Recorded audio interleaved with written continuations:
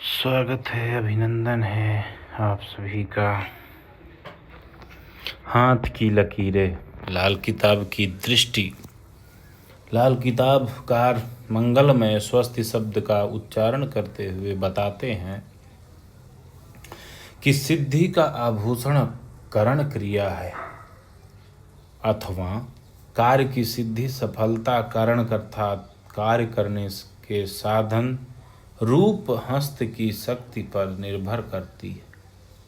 अर्थात जगत गुरु भगवान का हस्त अपने सिर पर रखा हुआ मानकर रेखाओं का विचार प्रारंभ किया जा रहा है।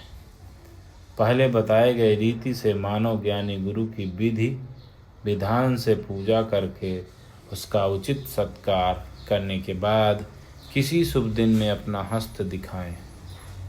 उपरोक्त को इस प्रकार की भी समझा जा सकता है कि स्वस्ति सिद्धि का आभूषण और सिद्धि को करने वाला हस्त दिखाने वाला पुरुष श्री जगत गुरु के हस्त को अपने सिर पर स्थित हुआ कल्पना करके पूर्वोक्त विधि से पूजन करके मानव को ज्ञानी गुरु के आगे अपने हस्त को श्रेष्ठ दिन हस्त नक्षत्र में दिखाने की चेष्टा करनी चाहिए। हाथ देखने का शुभ समय।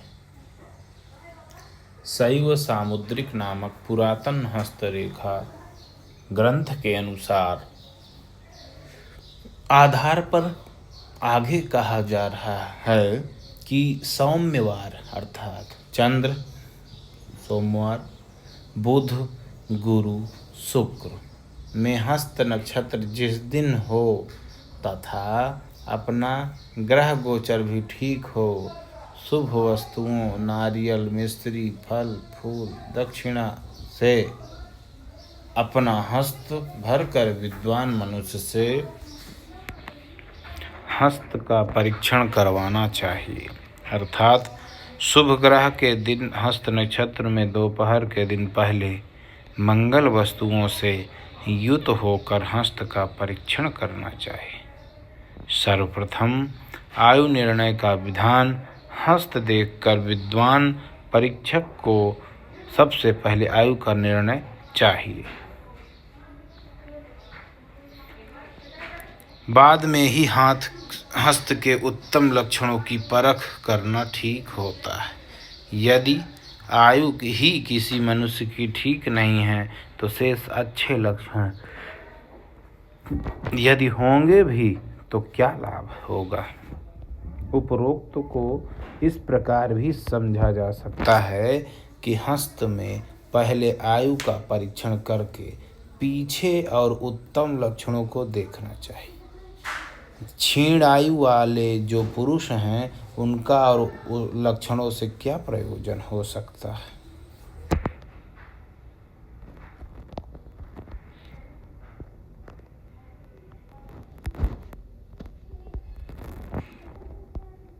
हाथ की परिभाषा।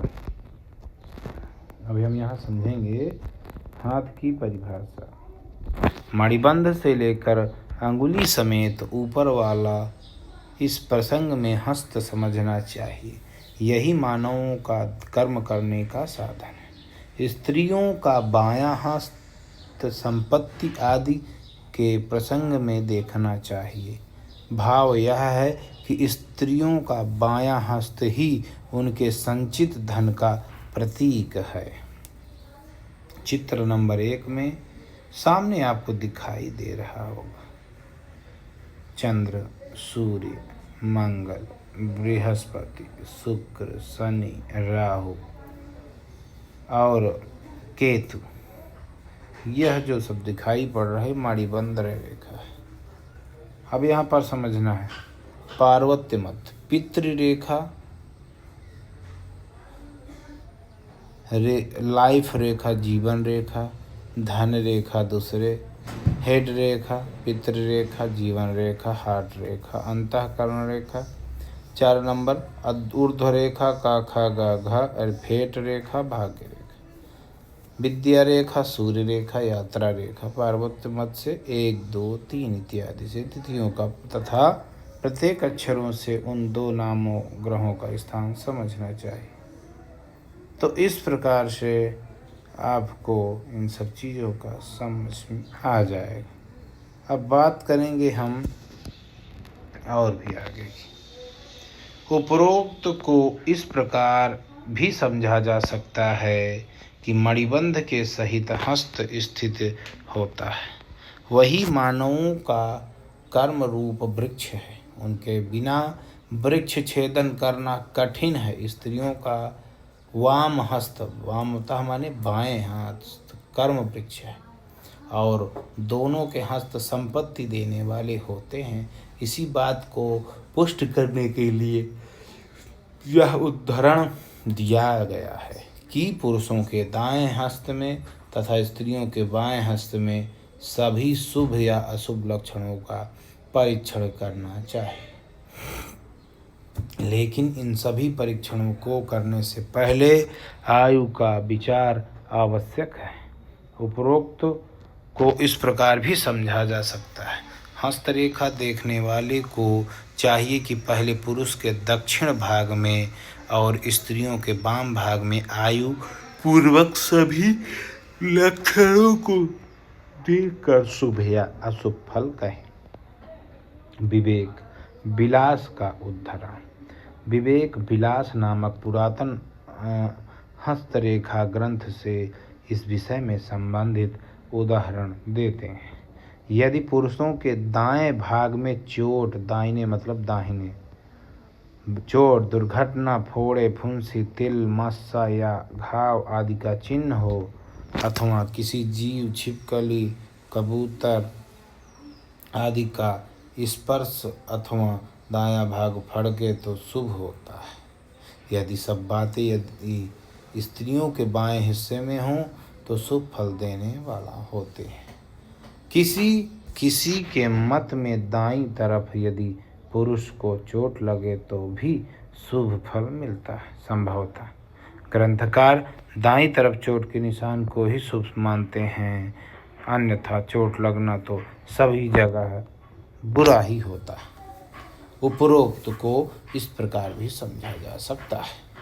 यदि पुरुष के दक्षिण अंग में चोट लगने का, फोड़े इत्यादि का लक्षण लाल या काला तिल या मस्सा, घाव का चिन्ह हो तो शुभ या विस्तुया इत्यादि से स्पर्श हो, अंगस्फुरणा, अंग का फड़कना हो तो शुभ फल स्त्रियों होता है। स्त्रियों के वाम भाग में उक्त लक्षण हो तो शुभ होता है। किसी के मत से पुरुष के दाएं भाग में मारना भी श्रेष्ठ होता है। आवश्यक नाबालिग के हाथ की परीक्षा। 15 वर्ष से कम के बच्चे का हस्त देखना हो तो बाएं हस्त से ही फल कहना चाहिए। हमारे विचार में 15 वर्ष का कोई भी पक्का नियम नहीं होना चाहिए, क्योंकि यदि बालक 18-20 वर्ष तक की आयु का भी है तथा अभी स्वयं कर्म क्षेत्र में नहीं उतरा है तो उसका बायां हस्त ही प्रधान समझना चाहिए। बायां हस्त पैतृक संस्कारों तथा पूर्व संचित कर्मों का प्रतीक ही मानना चाहिए।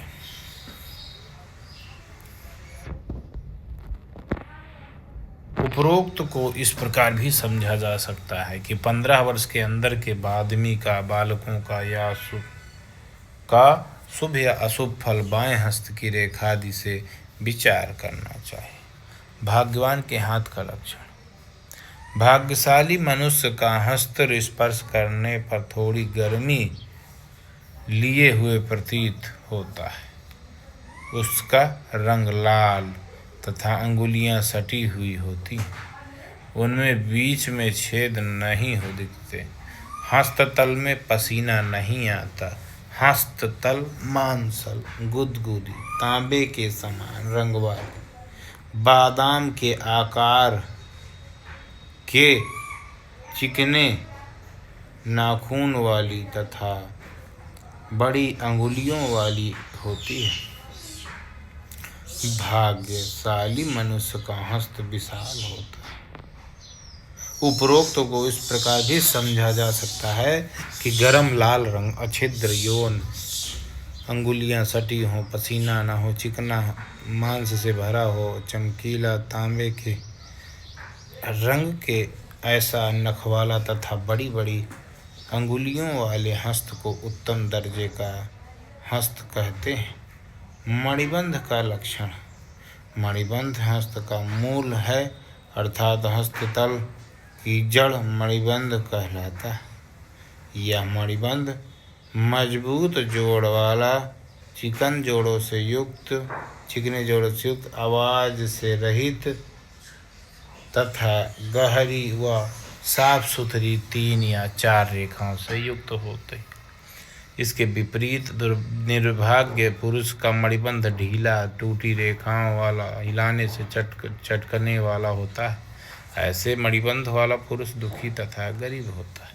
उपरोक्त को इस प्रकार भी समझा जा सकता है कि पाणी मूल यानी मणिबंध मजबूत हो, चिकने संधि वाला यानी हस्त का जोड़ न दिखलाता हो तो शुभ फलदायक होता है, और जिसका मणिबंध ढीला हो, हिलाने से शब्द होता हो तो वह निर्धनता का द्योतक है।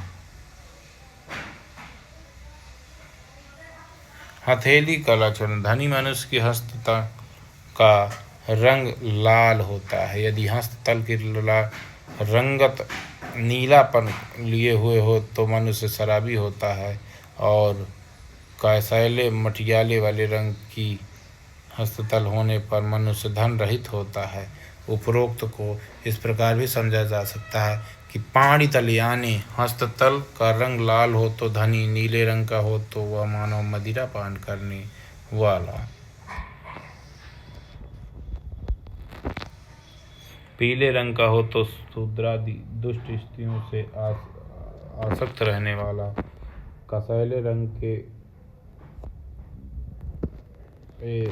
हो तो निर्धन मानव होता है। हथेली की बनावट का फल। यदि हस्ततल ऊंची हो तो मनुष्य दानी होता है। यदि गहरी यानी नीची हो तो उसे पिता का धन नहीं मिलता।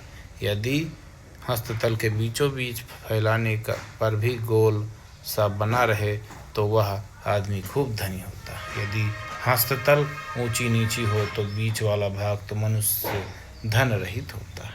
उपरोक्त को इस प्रकार भी समझा जा सकता है, जिसके हस्ततल का भाग हस्ततल ऊंचा हो वह दाता होता है। यदि अत्यंत नीचा हो तो उस मानव के पिता का धन नहीं होता है। जिसका वृत्ताकार गोला और नीचा हो तो वह धनी, विषम ऊंचा नीचा हो तो वह मानव निर्धन होता है। करपृष्ठ लक्षणम। हस्त का पूर्व भाग यदि बड़ा फैला हुआ, मोटा, चिकना तथा ऊंचा हो तो मानव को उत्तम फल देने वाला होता है। हस्ततल का पूर्व भाग यदि कलाई से ऊंचा हो तो तभी ऊंचा समझना चाहिए, न से न दिखती हो तो भी शुभ मत जानना चाहिए। उपरोक्त तो इस प्रकार भी समझा जा सकता है। हस्त का पूर्व भाग करपृष्ठ बड़ा हो, तांस से भरा हो, चिकना हो, ऊंचा हो, गूढ़ सिरा यानी नसें न दिखलाती हो तो उत्तम फल देने वाला होता है। हस्त का पूर्व भाग यदि कांतिहीन, रूखा, कड़ा, रोम बाल वाला, नसें उभरी हुई तथा मणिबंध के समान या नीचा हो तो अशुभ फल देने वाला होता है। उपरोक्त को इस प्रकार भी समझा जा सकता है कि करपृष्ठ यदि कांति रहित, कठोर रूप, रोम युक्त, मांस रहित मणिबंध के समतल में हो तो श्रेष्ठ नहीं होता। हस्तबिंब नामक ग्रंथ का उद्धरण। जैसा हस्तबिंब नाम के पुरातन ग्रंथ में कहा गया कि हस्ततल का पूर्व भाग यदि सांप के फन की तरह उभार लिए हो तो रोमों से रहित हो, ऊंचा तथा मणिबंध से ऊंचा हो तो शुभ होता है। उपरोक्त तो इस प्रकार भी समझा जा सकता है, यदि करपृष्ठ सर्पफल के आकार का हो तो रोम रहित हो, मांस युक्त हो और मणिबन से ऊंचा हो तो